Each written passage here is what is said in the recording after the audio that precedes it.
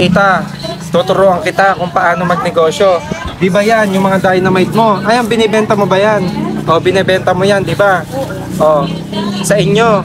Ngayon, mamaya magluluto ka nito, di ba? Ngayon, tuturuan kita ng bagong negosyo. Ngayon, ibibigay ko lamang itong bell pepper ng libre. Tapos, alam mo gagawin mo dito? Bili ka ng tinapay, tapos konting ham, tapos konting cheese. Ngayon, gawin mong bread roll. O, ngayon, edi, tutubo ka na, kikita ka pa. Tapos yung benta, ngayon, syempre, bibigay mo sa akin. O, ano, payag ka ba, tita? Hindi, joke lang. Ngayon, bibigay ko sa ito. Kapag nagustuhan to ng mga customer mo, syempre, bibili ka na ngayon. O, ngayon, yon. Tapos, okay lang yun, tita. Kaya ano, tita, pagbutihin mo ang pagtitinda. Sana maubos yung bell pepper na bread roll.